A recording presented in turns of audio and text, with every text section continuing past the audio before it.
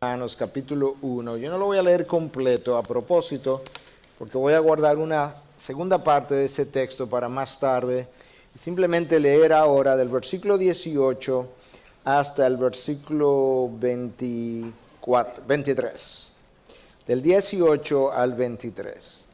Porque la ira de Dios se revela desde el cielo contra toda impiedad e injusticia de los hombres, que con injusticia restringen la verdad, porque lo que se conoce acerca de Dios es evidente dentro de ellos, pues Dios se lo hizo evidente, porque desde la creación del mundo sus atributos invisibles, su eterno poder y divinidad se han visto con toda claridad, siendo entendidos por medio de lo creado, de manera que no tienen excusa. Pues aunque conocían a Dios, no le honraron como a Dios, ni le dieron gracias, sino que se hicieron vanos en sus razonamientos, y su necio corazón fue entenebrecido. Profesando ser sabios, se volvieron necios y cambiaron la gloria de Dios corruptible por una imagen en forma de hombre corruptible, de aves, de cuadrúpedos, de reptiles. Voy a leer el 24. Por consiguiente, Dios los entregó a la impureza en la lujuria de sus corazones, de manera que deshonraron entre sí sus propios cuerpos, y uno más, porque cambiaron la verdad de Dios por la mentira, y adoraron y sirvieron a la criatura en lugar del Creador, que es bendito por los siglos. Amén. Notemos cómo el texto en el versículo 24 habla de que por consiguiente, por tanto, está uniendo lo que el apóstol Pablo acababa de decir anteriormente con lo que sigue. Dios los entregó a las impurezas en la lujuria de sus corazones, de manera que deshonraron entre sí sus propios cuerpos. Escucha ahora, porque cambiaron la verdad de Dios por la mentira. El texto que yo comencé a leer dice que la ira de Dios se manifiesta desde el cielo contra toda verdad o contra toda injusticia de los hombres que restringen la verdad. Y al final, el texto que yo terminé de leer habla de por qué Dios los entregó a la lujuria de sus corazones, porque cambiaron la verdad por la mentira. De manera que cuando nosotros vivimos en un momento como este, de tanta inmoralidad sexual, yo tengo que recordar que el origen de la inmoralidad sexual es el cambio de la verdad de Dios por la mentira. Y eso airó a nuestro Dios, porque Él es la verdad, Él es el camino, la verdad y la vida. Y cuando tú trastornas la verdad, ese trastorno de la verdad resulta en una desviación de los patrones de conducta que terminan entonces en las condiciones que Romanos 1 describe. Y yo solamente leí una parte, pero quería al inicio de esta charla o de este seminario poder conectar la idea de la inmoralidad sexual de nuestros días con la distorsión de la verdad. El texto también nos dice que cada hombre sabe que existe un Dios, por tanto el hombre no tiene excusa, lo sabe por la creación, lo sabe en su interior, y ese mismo hombre que conoce que Dios existe por lo creado y que Dios existe por lo revelado en su interior, es el mismo hombre que tiene un conocimiento de la verdad, que en vez de abrazarla, en vez de seguirla, en vez de buscarla, él la ha trastornado, y eso ha resultado en los patrones de conducta de inmoralidad que Romano 1 describe. Y con eso yo quería comenzar en el día de hoy. Cuando nosotros vemos la inmoralidad que hoy es tan prevalente, tendemos a pensar que eso es algo de los últimos días o los últimos años. Y en realidad esto tiene mucho tiempo siguiendo un derrotero a la deriva. Si nosotros nos devolvemos en el tiempo a la época de 1940 y la década de 1950, hubo un personaje que visitó este país, un filósofo existencialista de nombre Albert Camus, francés, que realmente es donde nosotros tenemos que regresar en cierta manera para entender qué ha ocurrido desde ese momento hasta esa parte. Camus vino y propagó y enseñó en los centros universitarios que la única pregunta que el hombre moderno tenía que hacerse era si debía cometer suicidio o no. Cuando esa enseñanza fue propagada en los centros universitarios, ¿qué tú esperarías de una generación joven, adolescente, que acaba de oír de parte de alguien intelectual que la única pregunta que tú tienes que hacerte es si tú debes permanecer en este mundo o cometer suicidio. Cuando esa población escuchó eso, respondió de una manera lógica. ¿Cuál fue esa manera lógica, aunque no bíblica ni moral? Dio lugar en la próxima década de los 60 a la generación de los hippies y a la generación de las drogas. Obviamente, si la única escapatoria de este mundo es el suicidio, porque este mundo no tiene propósito ni sentido, entonces lo único que yo debo tratar de hacer es, o cometo suicidio, como decía Camus, o trato de escapar vía un viaje de drogas y demás, como hicieron los hippies. Y sin lugar a duda, todos los analistas, o los mejores analistas de los tiempos, nos dejan saber que la década de 1960 fue la bisagra sobre la cual giró la civilización en una dirección diferente hacia donde jamás ha regresado y quizá jamás regrese. Es una década tan famosa, conocida hoy en día simplemente como los 60s o los 60s. Como que todo el mundo debiera saber a qué nos estamos refiriendo cuando hablamos de los 60s o los 60s. Fue la época de las drogas, la época de los hippies. La próxima generación o la próxima década fue conocida como la revolución sexual, que realmente comenzó en el 60, pero la época del 70 pues le dio todavía una mayor expansión a la revolución sexual, mayormente por dos razones. Los anticonceptivos se inventan en el año 1965, pero hasta ese momento los anticonceptivos, solamente eso, la píldora anticonceptiva era ilegal incluso, y a partir ya de los 70 nosotros encontramos una legalización amplia, no solamente del anticonceptivo, sino también del aborto, y eso libera a las mujeres entonces para poder tener sexo más libremente, sin la preocupación de embarazarse. 1970 ve la propagación del sexo de esa manera. 1981, próxima década, primer año, primer caso de SIDA diagnosticado en este país. Yo llegué aquí en el año 1982 y comenzábamos a ver los primeros casos de una enfermedad que no sabíamos lo que era, y yo recuerdo presentar algunos de esos casos y nadie sabía cuál era el diagnóstico ni cuál era su causa. Esa fue la 1981, esa década conocida hoy en día como la década de la avaricia, cuando el presidente Reagan creó ciertos principios económicos que le dieron una bonanza extraordinaria, y se hablaba de los Reaganomics en esa época. Tenemos la época de los 60 con los hippies, la época del 70 la revolución sexual, la época del 80 con la avaricia, lo cual nos permitió entonces buscar el placer de una forma mucho más rápida y desenfrenada, porque teníamos dinero. Y luego arribamos a la década de 1990, conocida como la década del poder. Y hoy en día, ¿qué nosotros tenemos? Nosotros estamos cosechando lo que décadas anteriores plantaron, cultivaron, y hoy no nos gustan los frutos, pero en vez de pensar o analizar qué semillas sembramos, lo que estamos tratando es de ponerle una curita, como decimos, a algo que es realmente un cáncer moral. Realmente cuando nosotros vemos no solamente la palabra de Dios, pero si nosotros vemos lo que algunos de los analistas sociales han dicho, alguien como Malcolm Muggeridge. Malcolm Muggeridge fue un periodista, una intelectualidad en Inglaterra que eventualmente se convierte al cristianismo, y él estaba haciendo un análisis de la sociedad y de las civilizaciones anteriores que habían colapsado, y él nos da en uno de sus escritos 4 o 5 principios o elementos que cuando están presentes en una civilización, él la consideraba una civilización al borde del colapso. Yo te voy a mencionar 4 de ellos. Número 1, aumento del erotismo. Ahí estamos. Número 2, aumento del entretenimiento o el entretenimiento excesivo. Ahí estamos. Hoy en día tenemos una adicción a los juegos extraordinaria. Número 3, sistema de impuestos complejos. ¿Te piensa que ahí estamos? Ahí estamos. Y número 4, el aburrimiento de la población. Hace 100 años la palabra aburrimiento ni existía.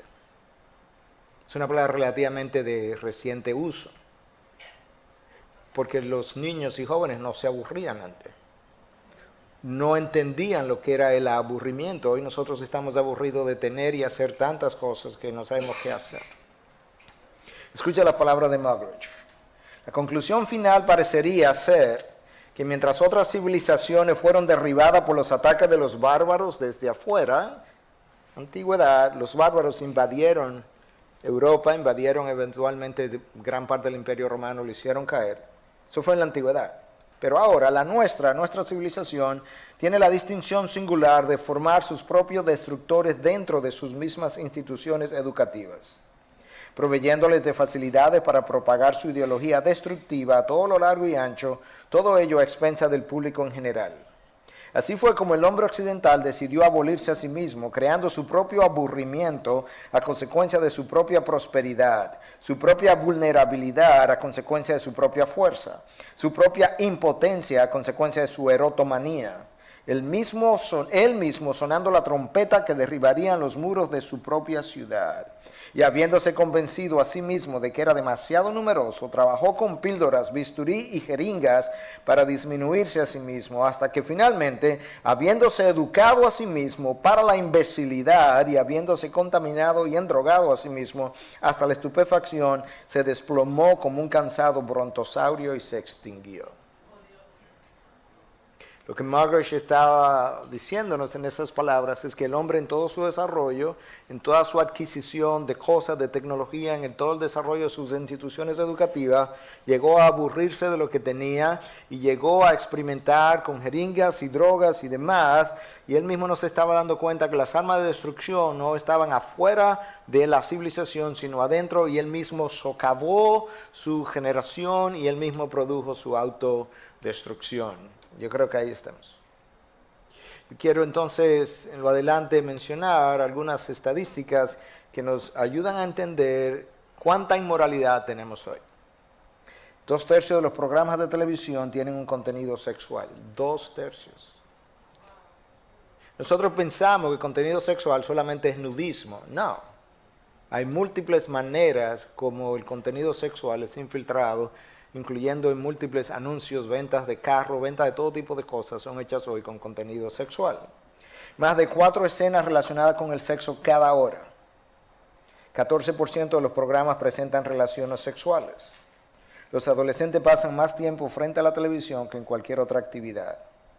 La sexualidad forma parte del diario vivir de la generación contemporánea. Realmente lo que está formando y educando a nuestros hijos es la televisión.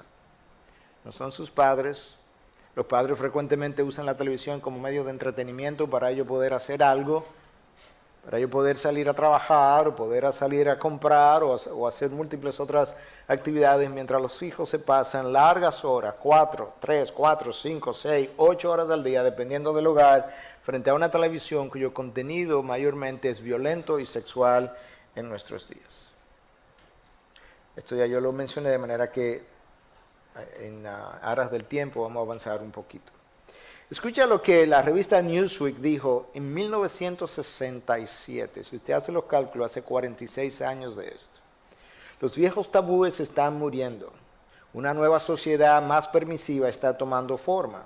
Y detrás de esa permisividad hay una sociedad que ha perdido su consenso en temas tan cruciales como el sexo prematrimonial, el matrimonio, el control de la natalidad y la educación sexual.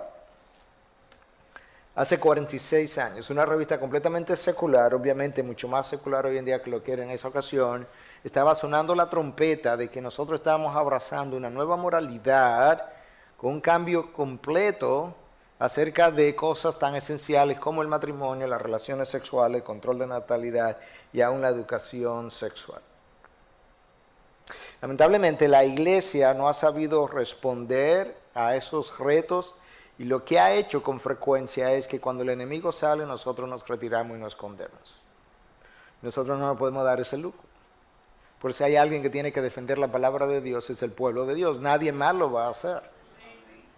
Y eso es lo que ha ocurrido siempre. De hecho, al final del siglo XIX, 1800 y tantos, comenzó la teología liberal y los fundamentalistas, hermanos nuestros a quienes amamos, lamentablemente se retiraron de la sociedad, se retiraron de las instituciones educativas, se retiraron de todo círculo de influencia, le dejaron la sociedad al mundo secular. Hoy sufrimos las consecuencias y decimos que es del mundo secular donde está el problema, pero en realidad, en parte, el problema lo tenemos nosotros, que no supimos cómo afrontar en medio de esa secularidad lo que eran las nuevas corrientes. Si tú te retiras y le dejas la sociedad al hombre incrédulo, ¿qué nosotros esperamos cosechar? Moralidad, jamás.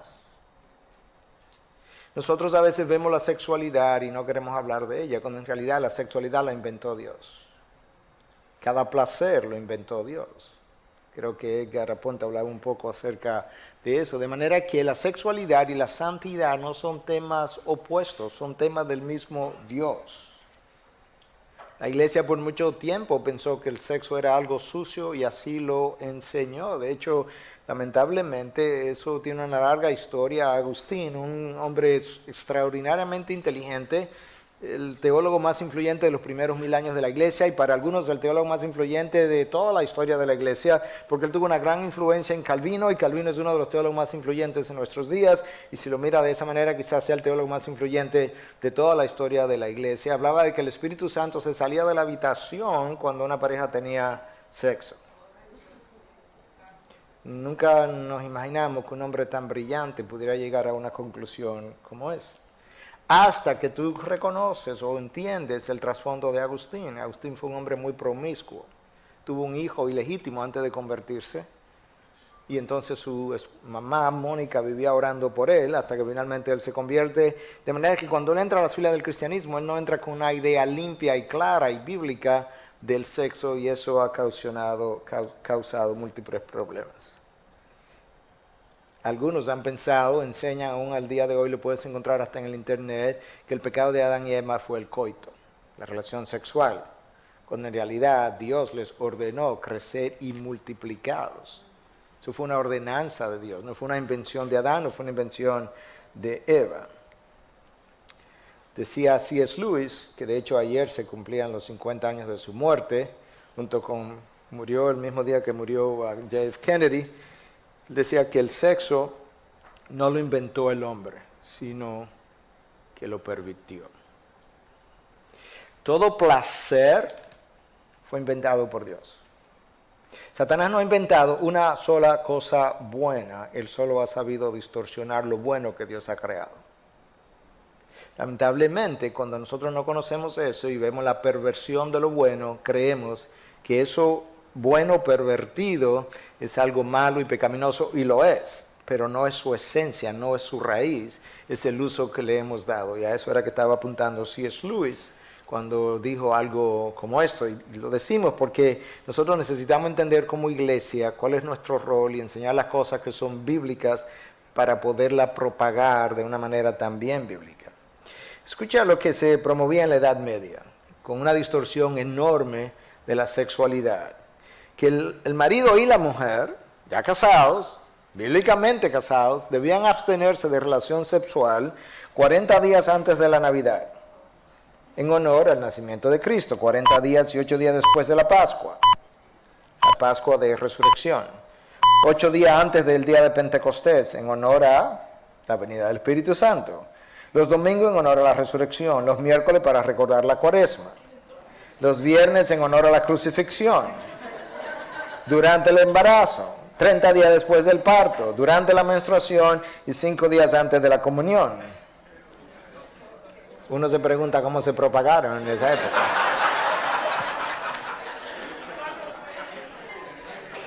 Se propagaron porque en el interior del hombre había algo que le decía que eso no era verdad y siguieron reproduciéndose. Esa es la realidad, por eso es que nosotros necesitamos una idea bíblica del sexo.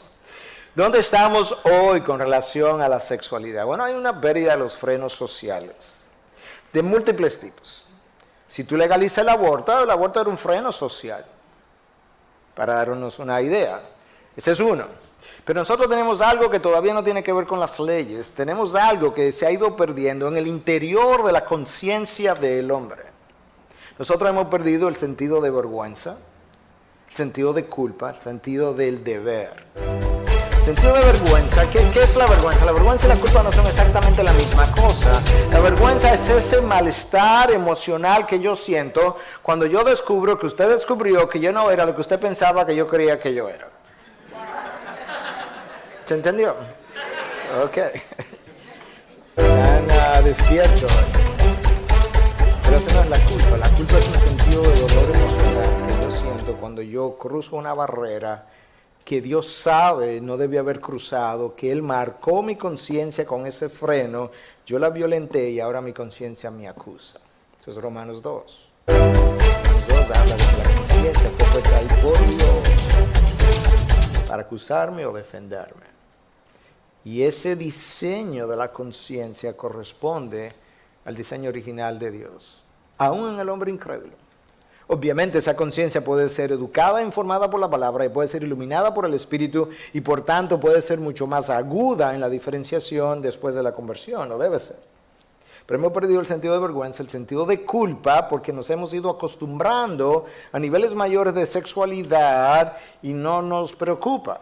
De hecho, eso es una verdad aún dentro de la iglesia y aún a veces entre los mejores grupos. Una de las razones por las que constantemente yo lucho en contra de la exposición es porque yo estoy consciente de cuánta facilidad tiene el ser humano para la adaptación. Yo voy a ilustrar algo, primero físicamente y luego una ilustración de una adaptación moral. Cuando yo comencé a beber té, yo calentaba el agua en el microondas 1 minuto y 30 segundos. Al poco tiempo 1 minuto 45, al poco tiempo 2 minutos, y luego 2 minutos 15, y luego 2 minutos 30, y luego 2 minutos 45. De repente yo descubro que mi lengua se fue adaptando porque el microondas no estaba dañado. De esa misma manera nosotros nos adaptamos y no nos damos cuenta de lo que está ocurriendo.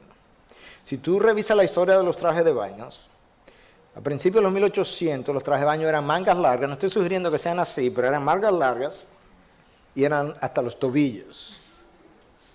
Poco a poco entonces las mangas se fueron recortando y luego las piernas fueron recortándose hasta llegar a pantaloncitos cortos. Y cuando llegaron a pantaloncitos cortos los hombres dijeron, wow, mira los muslos de la mujer, increíble, las mujeres están poniendo locas. Y luego lo cortamos hasta las ingles. Y los hombres se pusieron locos. Pero eran enteros. Y luego entonces hicimos traje de baño de 2 piezas, y cuando el primer traje de baño de 2 piezas, que era una parte superior ancha, y esta parte de aquí abajo, los hombres se pusieron locos de nuevo. Y luego lo redujimos y lo convertimos en bikinis, y la gente, wow, ahora sí es verdad que las mujeres están locas. Y luego le quitamos la parte de arriba. Hicimos tangas, y luego cuando las tangas llegaron, increíble, esas mujeres están locas, eso nada más se ve en Estados Unidos, en Brasil, decían los dominicanos. Y luego topless, y ahora playas nudistas. En nuestro país, en Santo Domingo, muchas de las playas, las mujeres se bañan topless, sin nada arriba. ¿Usted piensa que las familias cristianas dejaron de llevar a sus hijos a la playa a ver mujeres topless? Cuando ese niño de 5 años comience a ver la parte superior, los bustos de las mujeres, ¿qué él querrá hacer cuando tiene 12, 13, 14 o 15 años? ¿Te das cuenta cuál es el problema de desensibilización? Yo voy a hacer otro ejercicio. Yo no estoy sugiriendo ahora que usted de repente se vaya de aquí con un viaje de culpa, un guilt trip, como dicen en inglés. Pero yo quiero hacer un solo ejercicio. ¿Cuántos de ustedes permitirían, los que son esposos, que sus esposas salieran en ropa interior a la calle? Un brasier y un panty. ¿Cuántas mujeres se atreverían a salir así? Pero vamos a las playas y nos vayamos en ropa interior y menos. Y no pensamos en nada de eso. Porque hemos hecho de la moral algo lugar específico. Piensa en él. Y no nos molestamos por eso. Y lo único que cambia, tomamos la misma ropa interior y la cambiamos de la calle a la playa y la normalizamos. Y no pensamos en la exposición sensual del cuerpo. Pero eso ocurrió a través de un proceso de normalización de todo lo demás que ocurre.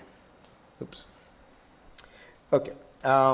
Mira esto que pasó del año 1933 al 66. 33 años de historia, donde cuando tú lees esta historia, yo tuve que leer esto varias veces para creerlo, porque no lo creía. Durante ese periodo de tiempo, cada película era revisada por representantes de la Iglesia Católica y de la Convención Bautista Sureña. Había en la Convención Bautista Sureña algo que se llamaba The Protestant Film Office. La oficina de películas, oficina protestante de películas. Había un código moral que había que obligatoriamente seguir para que esas dos oficinas aprobaran las películas. ¿Tú puedes creer que el gobierno le preguntara a la Iglesia Católica de la Convención Bautista Sureña si podía poner una película en las salas de cine? Mira algunas de las cosas que tenían que ser respetadas, te la voy a ir leyendo. Respeto a la dignidad de la vida en las películas.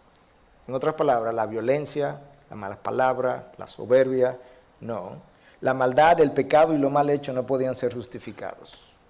En películas seculares. Detalles como brutalidad, crueldad, violencia física, torturas no serían presentados. Exposición indecente e innecesaria del cerebro humano no serían presentados. El cerebro humano, que no es un órgano sexual. Relaciones de sexo ilícito y escenas sexuales íntimas serían restringidas. Conversaciones, gestos y movimientos obscenos no serían presentados. Ninguna palabra o símbolo de prejuicio social, nacional o religioso sería presentado. La crueldad contra los animales y el trato inhumano contra ellos sería restringido en televisión. ¿Qué van a pararnos? ¿Tú puedes creer que las películas tenían que llenar ese código moral? Esto fue hasta el año 66. Ya yo estaba nacido. Yo recuerdo cuando yo era pequeño, yo no recuerdo ver nada indecente, insano en una televisión, en una película. Absolutamente nada. Porque tenían que llenar este código. Hoy en día sería impensable, no que la Iglesia Católica o la Convención Bautista Sureña tuviera una oficina que regulara eso, que el gobierno tuviera una oficina que regulara esas cosas, porque hoy en día tú ves todo en cable, porque esto es parte de la libertad de expresión. Y se nos olvida que la libertad de expresión fue enarbolado como un principio constitucional, no para violar la moralidad de la nación, sino para no restringir las ideologías religiosas y o políticas del grupo que nos estaba gobernando. Solamente, pero no para nosotros poder tener libertinaje sexual. Escucha lo que la población norteamericana, con lo que la población norteamericana está de acuerdo. Eso es lo triste. Que la población está de acuerdo con una cosa, pero ve y aprueba y paga por otra cosa. En una entrevista, ahí al pie de las transparencias están las fuentes donde esto fue obtenido, en un estudio publicado en el año 2004, el 75% de los norteamericanos dice que la televisión tiene demasiado material sexual explícito. 3/4 partes de la población dice eso, pero paga por ello, pero muere por esa libertad de expresión. Qué bendición poder continuar a esta hora de la noche con esta maravillosa programación de orientación y formación juvenil. Un programa que está diseñado para la juventud de nuestras nuevas generaciones. Así que yo sé que no solamente para ellos es de bendición, sino para cada uno de los oyentes. Así que es una bendición contar con esta conferencia en esta hora de la noche. Así que les invito para que continuemos escuchando esta maravillosa conferencia. Pero antes quiero leer otro versículo de la palabra del Señor que nos está confirmando allí que el Señor está en contra de muchas cosas que el mundo está viviendo en estos días. La palabra del Señor nos dice en Efesios capítulo 5, verso 5, nos dice de la siguiente manera, oiga bien, mis estimados jóvenes, dice así: pues tengan por cierto que quienes cometen inmoralidad sexual o hacen cosas impuras o se dejan llevar por la avaricia, que es una especie de idolatría, no pueden tener parte en el reino de Cristo, Amén. Bendito sea el nombre del Señor Jesucristo. Debemos de tener presente esto, mis estimados jóvenes, adolescentes, hermanos que me escuchan, que los que cometen inmoralidad sexual o hacen cosas impuras no pueden tener parte en el reino de Cristo, o sea, no pueden heredar la vida eterna. Y nosotros, el Señor nos ha escogido como un pueblo santo, como un pueblo seleccionado para que podamos entrar en el reino, en la patria celestial que el Señor nos ha prometido. Así que en estos momentos vamos a continuar escuchando esta maravillosa conferencia que tenemos para el día de hoy. El 86% piensa que la televisión ha contribuido a disminuir los valores, pero sigue pegado a la televisión y sigue dejando que la televisión eduque a sus hijos. La televisión celebra el sexo prematrimonial, el adulterio, la promiscuidad y la homosexualidad. Todo eso está celebrado hoy en día por la televisión. Los adolescentes entre 12 y 17 años son expuestos a ver sexo en televisión y los influencia a tener sexo más tempranamente. Está documentado eso. De hecho, la Asociación Nacional de Psicología de este país está preocupada porque la violencia que el niño ve en la televisión lo predispone a violencia física en las próximas 8 a 24 horas después de su exposición. ¿Puede creer eso? Un niño mira televisión, ve violencia física y por las próximas 8 o 24 horas él tiene una propensidad mayor a la violencia física. Nosotros fuimos creados para ver, no a través de los ojos, sino a través de no a través de los ojos simplemente, sino a través de los ojos y a través de una conciencia que Dios puso en el hombre. El problema es que cuando esa conciencia es adormecida, entonces las imágenes que nosotros vemos pasan directamente a mi mente, me impactan y me cambian antes de haber pasado, antes que la conciencia pudiera filtrarlas. Y ahora nosotros tenemos toda una población, toda una generación que está siendo cambiada vía imágenes sin una conciencia que filtre las imágenes. Porque hay una conciencia adormecida o encallada en la mayoría de los casos. ¿Te das cuenta ahora entonces por qué nosotros tenemos lo que tenemos? Khrushchev en Rusia decía que dame una nación y dame el control de su televisión y yo te cambio la nación. Claro, porque nuestra forma de pensar es altamente influenciada por lo que nosotros vemos. Y lamentablemente nosotros tenemos una generación tan poco educada y tan poco dada a la lectura que cualquier cosa que es vista en televisión o en internet es verdad. Yo lo encontré en internet, esto está en el internet. Precisamente ese es el problema, que tú puedes encontrar cualquier basura en el internet. Y no implica que es verdad. A veces es completamente lo opuesto o es una verdad distorsionada, tergiversada para hacerte creer lo que la persona quiere creer. Josh McDowell, que Otto mencionó anoche, decía, la verdad se ha convertido en una cuestión de gusto. La moralidad ha sido reemplazada por preferencias individuales. Hoy en día nosotros pensamos que no hay valores absolutos, que el valor es algo que cada persona tiene que darse, lo bueno es lo que es bueno para ti, malo es lo que es malo para mí. Pero no hay algo bueno o malo definitivamente que nosotros en lo que podamos estar de acuerdo. Y yo recuerdo estar dando hace como 2 años una conferencia en Santo Domingo para la Asociación Nacional de Ética o la Comisión Nacional de Ética. Cuando yo terminé en el intermedio, porque habían 2 partes para la charla, alguien se me acercó y me dice, Pastor Núñez, yo quería decirle que yo estoy completamente en desacuerdo con lo que usted expuso. En realidad no hay valores morales absolutos. Bueno es lo que yo considero bueno, malo es lo que yo considero malo. Y la razón por la que es así es porque no hay nada absoluto. Los absolutos, eso era una invención del pasado. Y él insistía mucho en que no hay nada absoluto, no hay nada absoluto. Y yo le estaba escuchando pacientemente. Cuando él terminó, yo le dije, yo quiero hacerte una sola pregunta, ¿puedo? Y él me dijo, sí. Yo le dije, yo solamente quiero saber si tú estás absolutamente convencido de lo que tú acabas de decir. Y él mismo se rió, él mismo hizo exactamente lo que ustedes hicieron. Yo le dije, ¿tú te das cuenta? Tú acabas de cortar la rama sobre la que tú estabas parado. Tú no puedes hablar en contra de valores absolutos de una manera absoluta.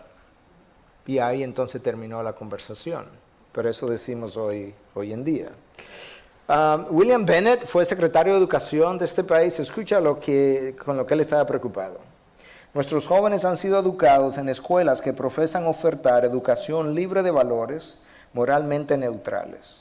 Como si eso fuera una educación moralmente neutra, como si eso fuera neutro. Eso tiene un valor moral. Los libros de textos y los profesores expresan, no te podemos decir lo que está bien o mal. Tú debes decidirlo por ti mismo. Solo podemos hacerte consciente de las opciones. Varios estudios recientes hechos en universidades norteamericanas, preguntándole a personas de college, 18 a 24 años, si el holocausto judío fue bueno o fue malo. Y para sorpresa de lo que estaban haciendo el estudio, más del 50% dijo que no sabía, que no podían juzgar eso porque ellos no vivían en esa época de la sociedad y quién sabe si para ellos fue bueno. 6 millones de judíos quemados o asesinados. y ellos no saben si fue malo. ¿Cuál es la esperanza de esa generación? ¿Cuál es el futuro de esa generación? Si tú no sabes que sacrificar 6 millones de judíos sería algo malo. Estamos hablando de inmoralidad sexual y por tanto yo quiero hablar un poquito de la pornografía de nuestros días. Esto es una epidemia y es una epidemia dentro y fuera de la iglesia y en algunos casos ha sido una epidemia dentro de líderes cristianos. De hecho, hace unos años atrás, una denominación cuyo nombre me reservo, contrató un hotel para un retiro de su denominación. Después del fin de semana, la administración del hotel reportó que 3/4 partes de las habitaciones usaron pornografía. Eso no fue una denominación católica, fue una denominación protestante. De manera que eso nos da a nosotros una idea hasta dónde llegan los problemas. Déjame darte algunas estadísticas de dónde estamos en términos de consumo de pornografía. Cada segundo, Estados Unidos consume $3.076 en pornografía. Cada segundo, 28.258 usuarios de Internet están viendo pornografía. Cada segundo. Cada segundo, 372 usuarios de Internet están buscando contenido adulto. Cada 39 minutos es producido un nuevo video pornográfico en los Estados Unidos. De manera que en lo que estemos aquí esta mañana, varios videos pornográficos se habrán producido. En una mañana, todos los días, 24 horas al día. Eso nos da a nosotros una idea de dónde estamos. El 12% de las páginas de Internet son pornográficas. 24.644.172 páginas. Al momento de estas estadísticas, y eso continúa avanzando, más de 24 millones de páginas de Internet en pornografía. 40 millones de norteamericanos visitan regularmente páginas pornográficas entre las edades de 18 y 24 años, y el 70% de los hombres por lo menos una vez al mes. Yo creo que ese número está bajito. 20% de los hombres admiten ver pornografía en su trabajo. Es uno de los problemas hoy en día, en horas de trabajo consumidas viendo pornografía. Y el domingo, el día del Señor, es el día de mayor visita pornográficas. ¿Tú piensas que Dios te cruzará de mano y no dirá nada? ¿Tú piensas que el Dios que juzgó en el pasado no va a juzgar en el presente? Es una situación seria, extremadamente seria. En los años 1960, Billy Graham escribió un libro, Un mundo en llamas. 50 y pico de años. Él decía que si en esa ocasión, les recuerdo obviamente que Billy Graham es norteamericano, que si Dios no juzgaba a Estados Unidos, le debía una excusa a Sodoma y Gomorra. Y la realidad es que es mucho lo que esta nación ha recibido en términos de influencia cristiana, para terminar donde está hoy en día. Departamento de Estado de Estados Unidos, estos son simplemente cifras para darnos una idea de dónde estamos. El Departamento de Estado de Estados Unidos nos dice que el 80% de las víctimas de tráfico humano son mujeres. Obviamente, ¿para qué? Para esclavitud sexual. 70% de esas mujeres son usadas sexualmente, en su gran mayoría, obviamente. 70% de los hombres de 18 a 34 años ven pornografía por lo menos una vez al mes. Ya yo mencioné esto que estaba ahí, voy a seguir avanzando. El problema de la pornografía, la razón por la que la pornografía es tan abundante, es que tiene lo que se ha llamado las 3 A's. Su acceso es libre, es gratuito, es fácil, es anónimo, nadie lo sabe, tú estás viendo tu computadora y nadie se entera, y es extremadamente aditiva. De hecho, lo único que yo conozco que es tan aditivo como una cocaína es la pornografía. Yo estoy convencido de que detrás de esto hay fuerzas de las tinieblas que operan para influenciar al hombre. Y tú puedes encontrar en múltiples religiones que muchos de los ritos están unidos a actos sexuales y orgías y muchas otras cosas similares a lo largo de la historia. Cuando yo era joven, adolescente, eso no hace tanto tiempo, relativamente hablando, creo yo nunca vi una revista pornográfica, yo no sabía cómo lucían. No porque no estuvieran disponibles, sino porque daba vergüenza ir a comprarla. O sea, primero no sabía dónde la vendían, porque era muy secreto. En segundo lugar, ir y pedir una te daba vergüenza, existía un sentido de vergüenza. A mí me daba vergüenza. Y yo nunca vi una revista pornográfica. Hoy en día, después de los 12 años, es raro el niño que no ha sido expuesto a pornografía, a menos que tengan filtros especiales o hayan medidas especiales. Nosotros estamos criando 2 sobrinitos ahora y por tanto la televisión está en la sala, entre el comedor y la sala. La única computadora que ellos tienen acceso. Y sin código, sin nada secreto, tiene que estar abierta completamente y tiene filtro también. De manera que usted necesita proteger a sus hijos. ¿Cuál es el problema con la pornografía? Es que el acto sexual diseñado por Dios fue diseñado de una manera que fuera altamente placentero. Y a nivel cerebral nosotros tenemos una serie de hormonas que se liberan durante la relación sexual o durante el estímulo sexual, podríamos decir, porque ni siquiera tenemos que llegar a la relación sexual, durante el estímulo sexual. Hay hormonas de dopamina que se elevan, hormonas de serotonina que se elevan, y esas son las hormonas que nos producen la sensación de bienestar. Entonces esa sensación de bienestar es tan poderosa que es adictiva. Esas mismas hormonas son las que se liberan cuando yo me doy un viaje de cocaína. Altos niveles de dopamina, altos niveles de serotonina, alto placer, y eso entonces produce esa adicción. Cuando tú tienes entonces pornografía, esa pornografía comienza a liberar esos niveles de dopamina. Hay mucha gente que está triste, que se siente sola en su hogar, está cansada, lo que hace es que prende una televisión y se expone a pornografía por las próximas 1, 2 o 3 horas y se da un viaje de pornografía con altos niveles de hormonales y él termina con una sensación de bienestar. Pero cuando él termina esa experiencia, porque he hablado con muchos de ellos tienen la misma sensación frecuentemente del que sale un viaje de cocaína, es que se siente un trapo, se siente un disparate, se siente que no sirve para nada, se siente sucio. Esa es su conciencia que le está hablando. Le está diciendo la verdad, pero la próxima noche vuelve y hace lo mismo. Bueno, mis hermanos, qué bendición poder continuar aquí con nuestro programa de orientación y formación juvenil. Así que en estos momentos quiero compartir con ustedes otro versículo de la palabra del Señor que lo encontramos allí en la primera carta a los Corintios, el capítulo 1, el verso 18. Vamos a leer allí la primera carta a los Corintios, capítulo 1. Bueno, vamos a leer el verso 18 y luego miramos otro versículo. Dice: el mensaje de la muerte de Cristo en la cruz parece una tontería a los que van a la perdición, pero este mensaje es el poder de Dios para los que vamos rumbo a la salvación. Así que para la gente que va bajo la corriente de este mundo, para la gente que está bajo el poder del maligno, el mensaje de la salvación, el mensaje del evangelio, para ellos les parece una tontería.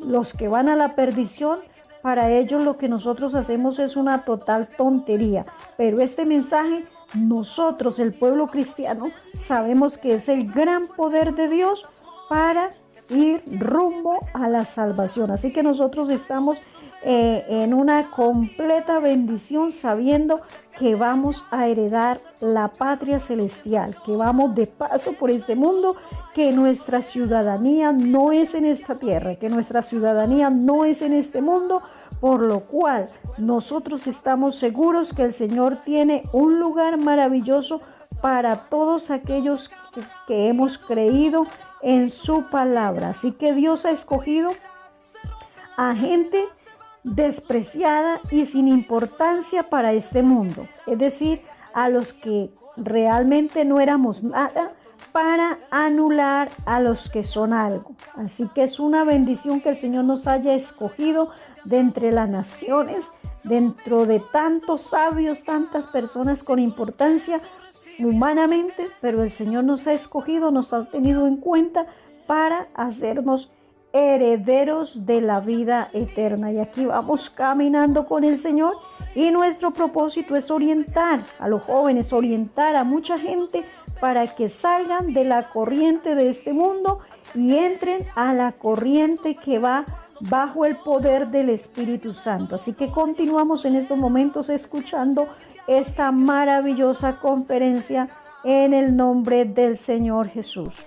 Y si nosotros no ponemos límites, si no ponemos gente a quien le podamos rendir cuenta, nosotros tenemos un grave problema. Muchos son los pastores que hoy en día han tenido que renunciar por haber sido encontrados en un momento dado consumiendo páginas de pornografía.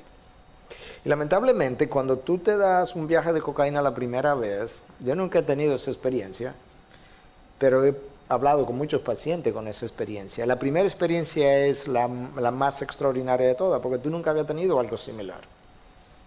Entonces tú, tratando de reproducir esa primera experiencia, busca una segunda. Lo que pasa es que la segunda nunca fue tan extraordinaria como la primera, porque se va produciendo cierto nivel de adaptación. Entonces ese nivel de adaptación hace que tú requieras cada vez más niveles mayores. Esa es la razón por la que cuando la gente se casa sin nunca antes haber tenido relaciones sexuales, la luna de miel le parece una cosa extraordinaria. Pero luego pasa el tiempo y como que no es igual a la luna de miel, porque hay una cierta adaptación que se va produciendo. Por suerte, porque si no la gente no trabajara, viviera de luna de miel. Dios sabe lo que hace. La adicción sexual, ¿cómo es definida? Dependencia compulsiva y esclavizante que resulta en patrones perjudiciales de pensamientos y conductas. Es esclavizante, no es simplemente aditiva, es esclavizante, es algo de lo cual yo no me puedo salir, de lo cual yo no puedo despegarme. Hace torpe al individuo y produce patrones de pensamiento perjudiciales y todavía más, porque esa persona cuando está casada comienza a ver a su esposa como una prostituta. No la ve con el nombre y la cara, pero quiere que ella haga lo que él ve en internet, que esa otra mujer hace. Ese es el problema. Y entonces eso va distorsionando incluso el diseño mismo de la relación sexual como Dios la concibió. ¿Qué cosas han ido contribuyendo a esa adicción sexual? Cosas comunes y corrientes. Anuncios, tiendas de adultos, barajas pornográficas, el juego de baraja, común y corriente.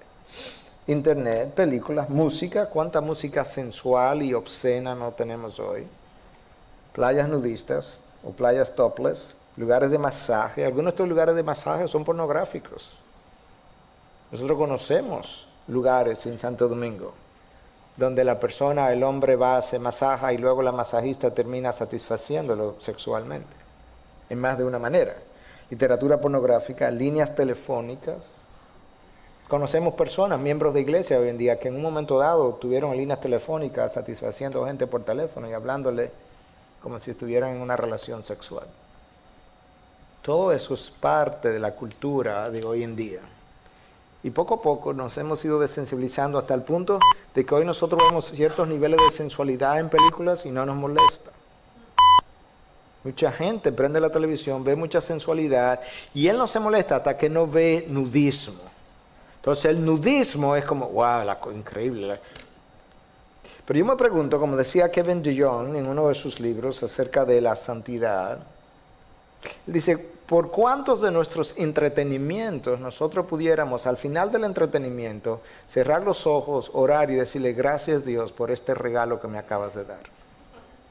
Piensa por un momento, por cuántas cosas que tú, entretenimiento en general, pero piensa en películas incluso, por cuántas de ellas tú podrías cerrar los ojos y decirle gracias Dios por este regalo que tú acabas de darme. Yo creo que eso nos da una buena idea de cuánto nosotros consumimos. Pastor, ¿dónde estamos en cuanto a tiempo? 5 minutos. Ok, gracias. Déjame avanzar porque tenemos muchas otras cosas que decir. Ha habido una espiral descendente que nosotros podemos observar. El niño hoy en día es expuesto a una edad cada vez más temprana. El niño de 8 años tiene exposición, de hecho antes de eso. Josh McDowell en su libro La generación desconectada dice que el número de tentaciones que un niño enfrenta cuando va de su casa al colegio, hoy en día, simplemente viendo las cosas que ve, es más alto que el número de tentaciones que su abuelo encontraba el viernes en la noche cuando salía a buscarlas. Y ayer yo estaba en un mall con Jairo, mi asistente, sentado, y había un grupo de jovencitas como de 14 o 15 años, no podían tener más de ahí. Y ellas se van, entonces aquí hay como un grupo de ellas que están riéndose. Yo no la estoy viendo porque lo que están es como riéndose, y tú la oías, yo estaba comiéndome un helado. Y de repente yo miré hacia el frente. Una de ellas, que estaba aquí, viene caminando rápido, se aproxima a un jovencito de 14 o 15 años a quien ella no conoce, lo besa en la boca y se retira, y las otras comenzaron a reírse. El jovencito se puso rojo, no sabía qué hacer. Ella se retiró en esa dirección, él ni siquiera miró hacia allá porque estaba como asustado. Y volvió a mirar y siguió hablando con su amigo. Eso es en público. ¿Te imaginas lo que ocurre en privado? En Santo Domingo se decía, hace mucho tiempo atrás, amarra tu gallina que mi gallo anda suelto. Lo cual es vergonzoso, de hecho, porque eso no debiera ser la manera como yo pienso de mis hijos. Pero hoy en día hay que amarrar los gallos porque las gallinas andan sueltas. Seriamente.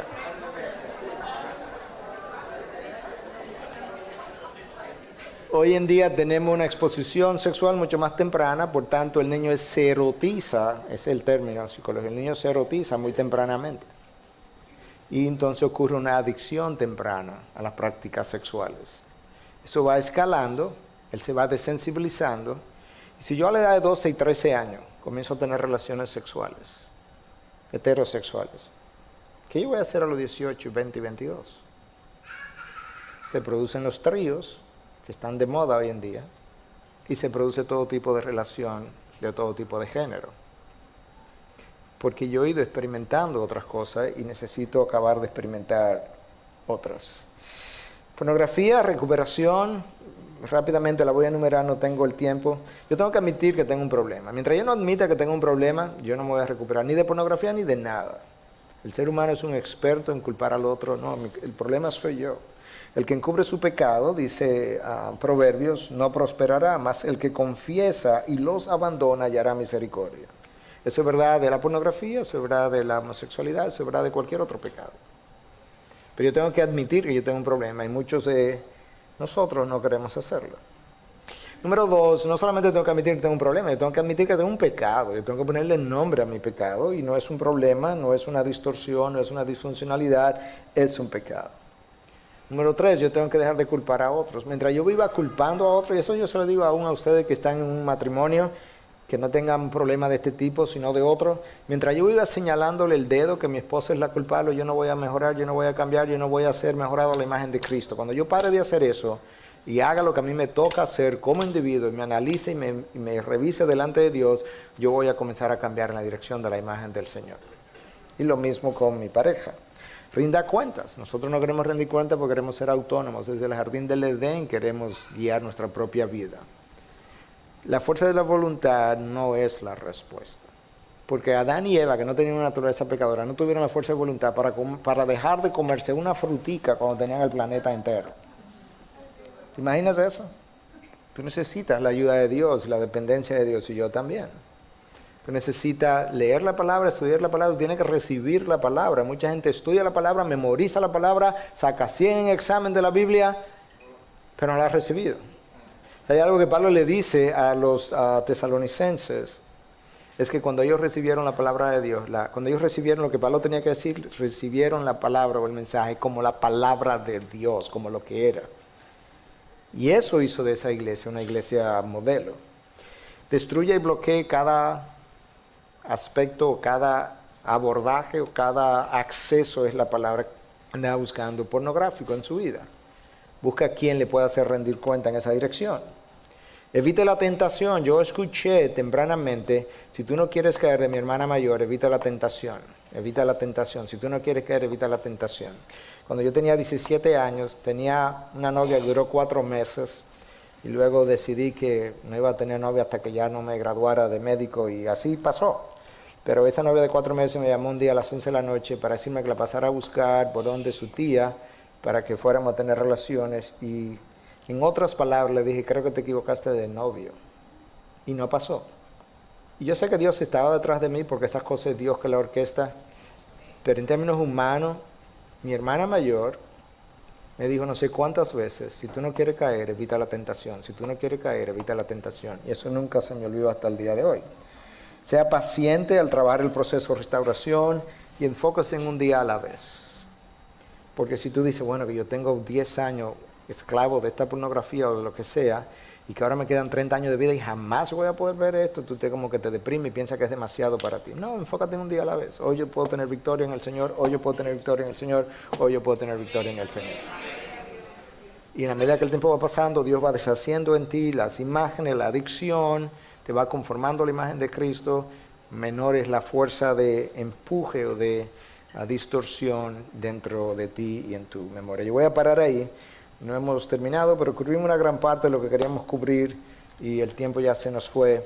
Ahora tienes una idea de dónde estamos en cuanto a la inmoralidad sexual y más adelante cubriremos otras partes de este tópico. Gracias por su paciencia y que Dios les bendiga.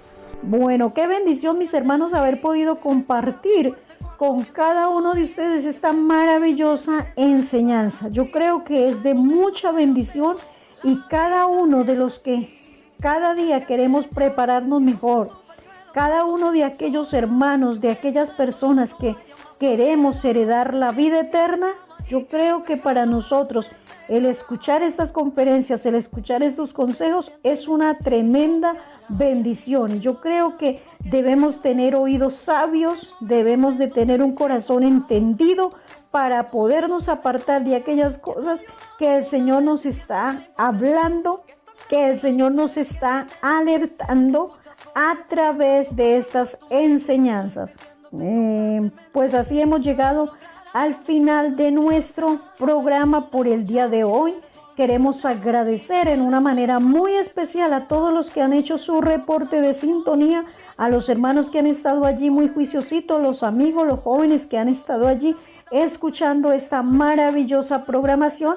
Invitarles para de hoy en 8 días vamos a continuar nuevamente con otro programa maravilloso también para cada uno de ustedes, con otro tema muy especial también que el Señor nos está regalando cada día para poder llegar hasta sus vidas. Así que no sé, hermano Fernández, si por allí hay más reportes de sintonía, y si no, vamos a hacer una oración en el nombre del Señor para despedir este programa y pedir al Señor por cada uno de los que han escuchado esta maravillosa palabra. Así que vamos a orar y le damos gracias al Señor. Muchas gracias, Padre.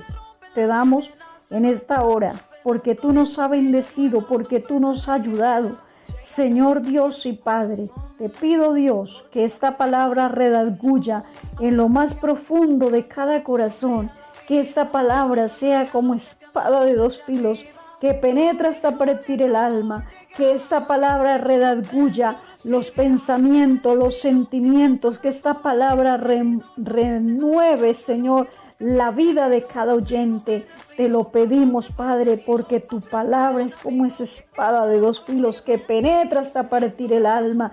Gracias, Señor Jesús, porque tú eres bueno para con cada uno de nosotros, no queriendo que ninguno se pierda, sino que todos procedan a un arrepentimiento. Así que el Señor Jesucristo les bendiga y una feliz noche para cada uno de ustedes.